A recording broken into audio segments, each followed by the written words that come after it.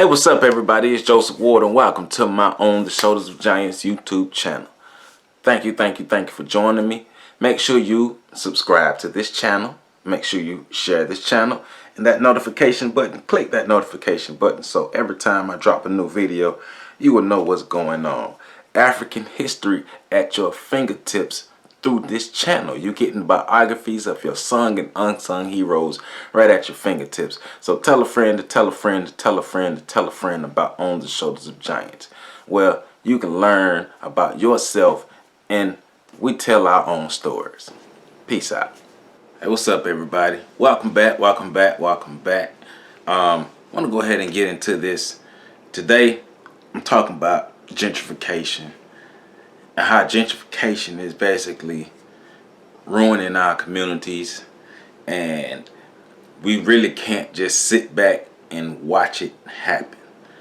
I think there are things that we can do, and I'm gonna get into those. But I think that there are things that we can do to save our communities, or in some communities save what's left of our communities. But just all in all, gentrification, I'm finding out, is really happening. It's really real.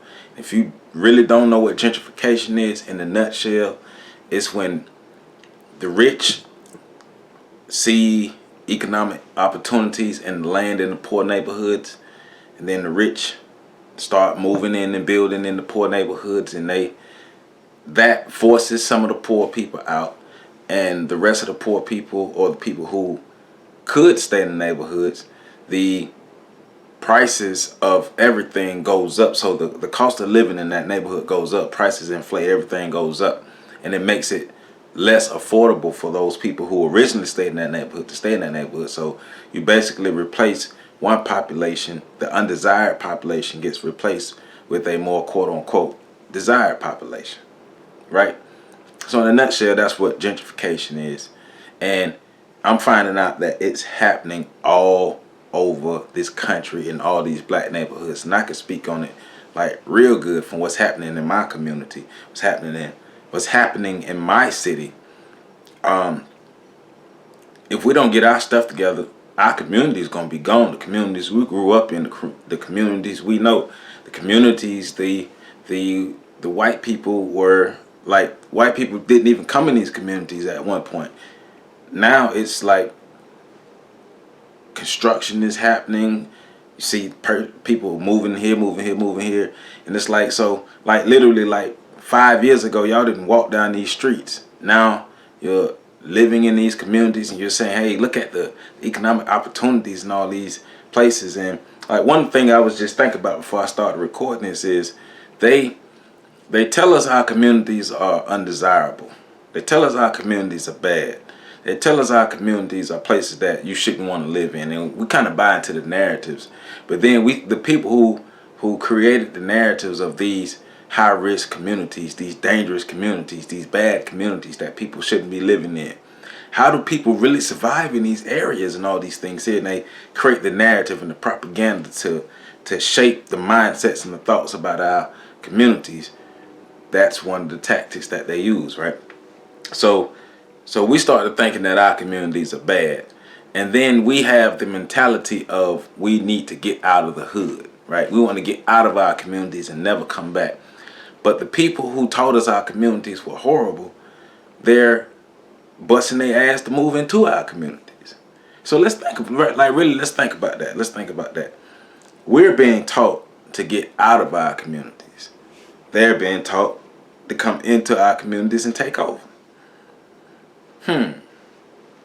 I think we falling for it. Like we got and we still getting got.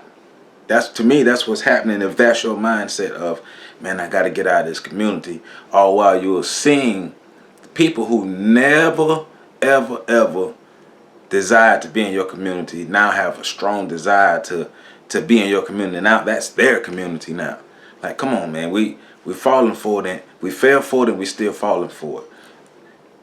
Our communities they're ours. First of all, they're ours, but there are places, there are hubs where we grow and we build our power, our economics, where we build our communities, where we raise our families. These are the places that are ours, and we have to protect them by political means, by economic means, politics, like getting whatever strategies and whatever plans that you come up with, whatever people you need to talk to, whatever whoever your politicians are in your city, like the community is organizing and fighting and making sure that there's a voice in the community whenever certain things happen, whenever there are certain meetings, like that community organization will be able to help that, but also having the economics to buy our communities, to buy the land in our communities. Like we've been talking, like, we have the saying, the buy the block. That need to be, like, that has to be literal now. Like that has to be it should have already been a reality. That should have already been something that we take literally. But now we literally have to buy our blocks. And if you already own it, don't sell it. Don't sell your property. Don't sell your business and all these things that's in the black community. If you do sell it to another black person who has the best interests of the community. If you're just looking at it on the individual level, then I guess your decision may make sense. But if you look at it on a communal level, then your decision don't make sense. We've been taught to think as individuals. Being that we've been taught to think as individuals, it's hurt us as far as moving forward and operating and thinking as a community. It just have. When you are so focused on being an individual, you will not think about being a part of the community until you need the community. And that's one of our biggest issues, is we're not a part of the community, and we're not community first until we need the community to back us. And that's wrong. That's not the attitude to have, or the mindset to have. Have to be community first. Black first, community first, and make sure that we're protecting our own. It's our human right to have our own community, our own space on this earth to raise and exist and to self-actualize and to be who we are. That's our God-given right. Programming, all the programming since first contact with white supremacists and slavery and all these other mind programs and mind altering programs and behavior altering programs, and we've been socially engineered to operate a certain way. But I think now there are a lot of us who really understand what's going on, really understand the social engineering and working to reverse it. But I guess one of the big issues I have is those who know better still not doing better. There's a lot of us who know better who still not doing better, right? And it's really hurting us on a communal level. That's why when we wake up, we see what's happening in our communities. Like I said it before, in my city, Florida State and FAMU, Florida State University and Florida A&M University are literally separated by railroad tracks. But if you come and look at the construction and things that's going on now, Florida State is inching closer and closer and closer. The community is called the Bond community. Their plans, matter of fact, in my city, their plans to change the Bond community, the face of the Bond community. There's plans to change the face of South City. There are plans to change the face of the Providence community. Definitely plans to change the face of Basin Street, Joe Louis, all that Frenchtown area. We already see what's happening in Frenchtown. We're already seeing what's happening on the FSU end of the Bond community. Like, we see these things happening. Plans are already in place. I said this in one of my previous videos. There are plans already in place for the Providence community to be wiped out by a $78 million road that they want to run to the airport. You can already get to the airport. Man, this city is small. You can get everywhere. You can get anywhere you want to this city in 10 minutes or less. Maybe 15, 20 minutes if the students are in. We lose half our population when the students leave. It don't take much to get around in this city. But once again, you can't expect your oppressors to give you a handout. You can't expect your oppressors to give you a hand up. You can't expect your oppressors to help you uplift and empower yourself. You got to do that yourself. We got to do that ourselves. And that's one thing that we have to really, really, really remember, and really stop with the bull and stop with the same old, same old, same old. Really going and expecting our oppressors to help us. That's not going to happen. We got to help ourselves. We are who we've been waiting for. We are who we've been waiting for.